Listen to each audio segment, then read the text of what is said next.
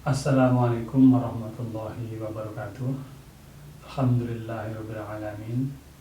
Senang sekali saya pada kesempatan hari ini dapat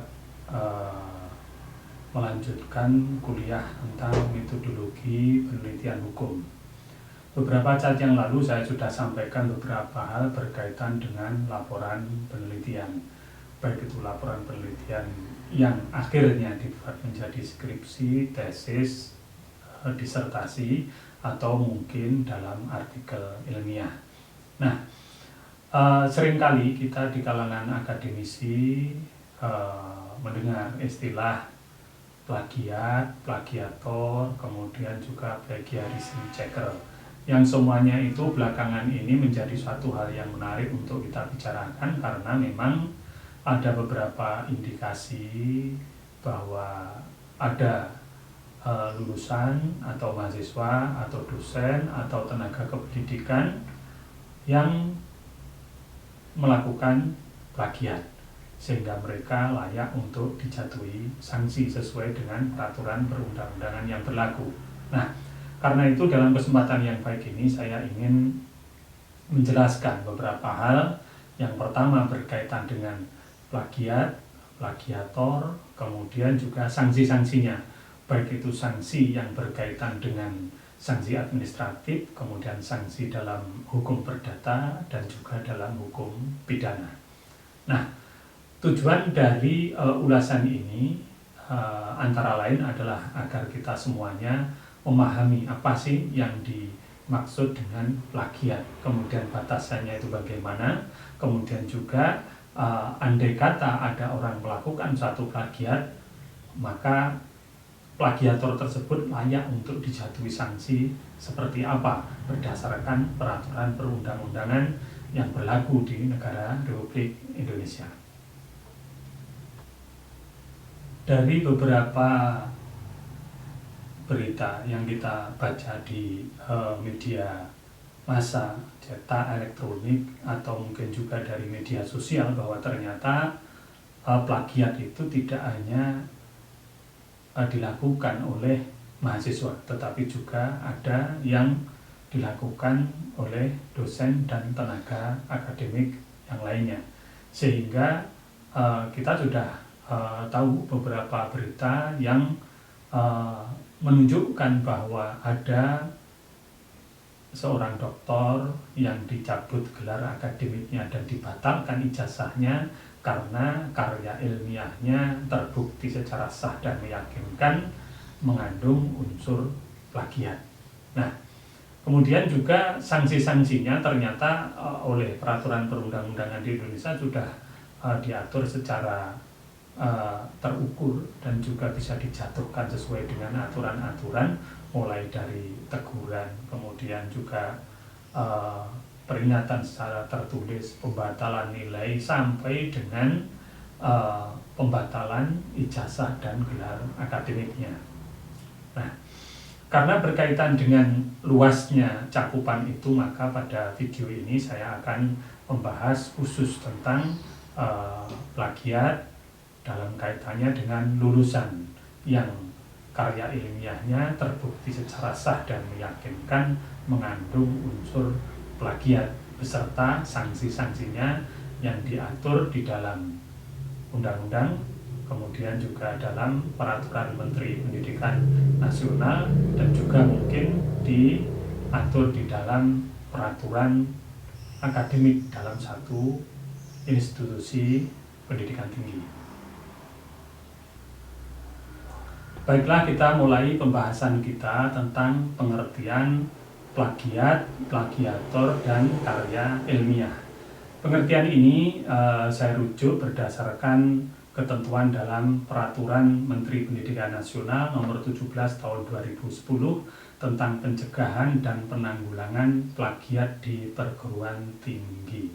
Nah, di situ diatur sudah secara jelas bahwa pengertian dari plagiat adalah satu perbuatan secara sengaja atau tidak sengaja dalam memperoleh atau mencoba memperoleh kredit atau nilai untuk suatu karya ilmiah dengan mengutip sebagian atau seluruh karya ilmiah pihak lain yang diakui sebagai karya ilmiahnya tanpa menyatakan sumbernya secara tepat dan memadai.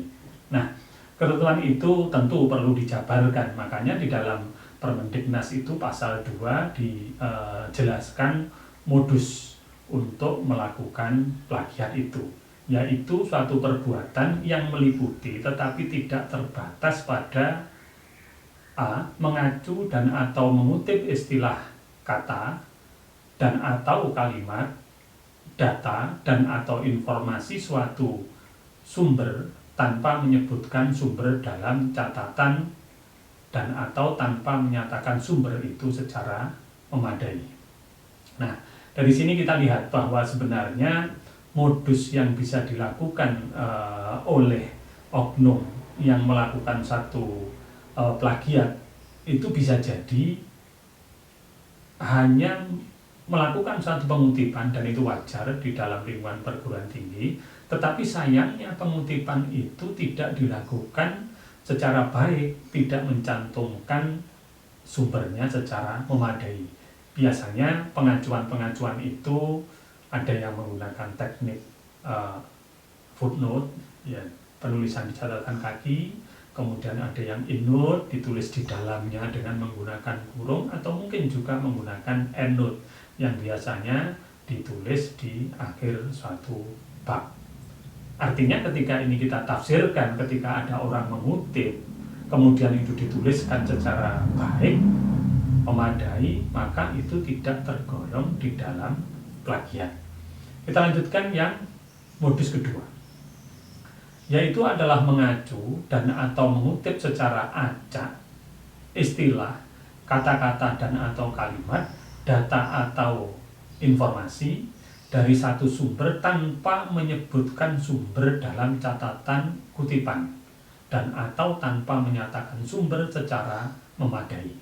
Nah, ini juga hampir sama maksud saya dengan yang pertama tadi. Kalau yang pertama itu tadi adalah mengutip kata atau kalimat, kemudian yang kedua ini adalah mengutip kata dan atau kalimat dan seterusnya, kemudian itu dilakukan secara acak. Jadi jangan dipikir bahwa kalau mengutip dilakukan secara acak tetapi idenya sama, kemudian kita tidak mencantumkan suatu catatan kutipan secara memadai, kemudian kita akan terbebas dari plagiat. Itu sebenarnya adalah plagiat sebagaimana dimaksud di dalam ketentuan pasal 2 huruf B. Nah, kita lanjutkan yang huruf C. Menggunakan sumber gagasan, pendapat, pandangan, atau teori tanpa menyatakan sumber secara memadai. Nah, ini juga sama dengan yang A dan B, tetapi khusus objeknya saja. Kalau ini berkaitan dengan persoalan teori, kemudian juga pandangan atau gagasan. Nah, kemudian yang D adalah merumuskan dengan kata-kata dan atau kalimat sendiri dari sumber kata-kata dan atau kalimat, gagasan, pendapat, pandangan atau teori tanpa menyatakan sumber secara memadai.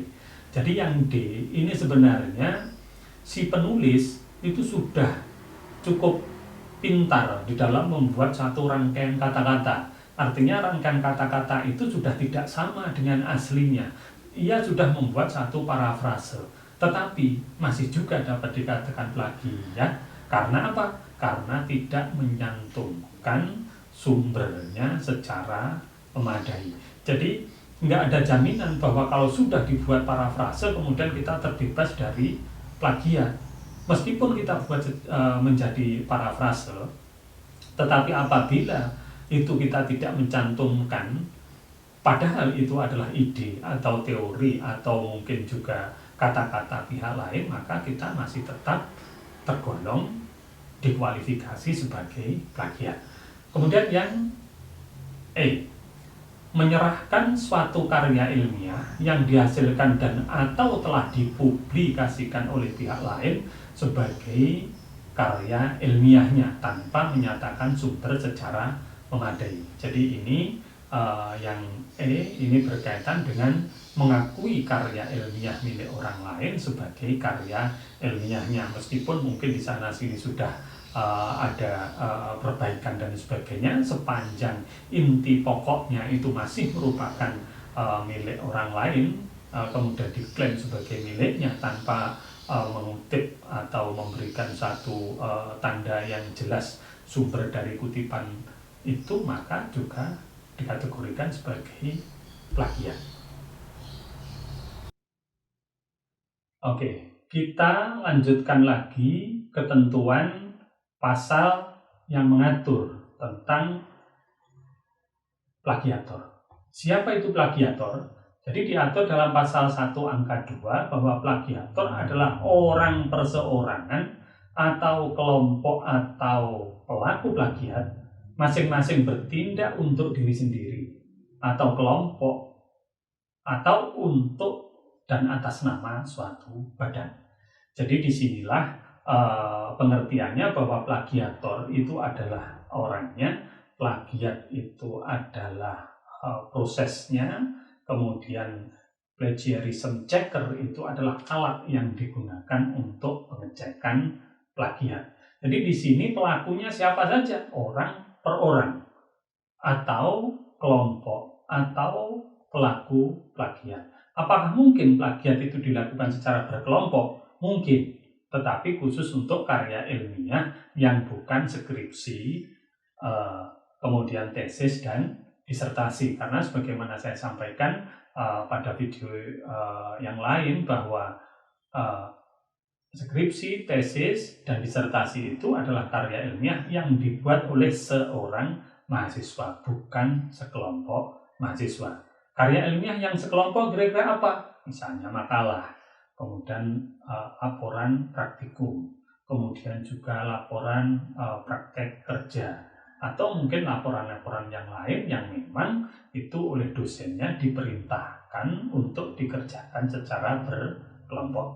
Nah, kemudian kita lanjutkan pada pasal 1 angka 6 Peraturan Menteri Pendidikan Nasional Nomor 17 Tahun 2010 tentang pencegahan dan penanggulangan plagiat di perguruan tinggi.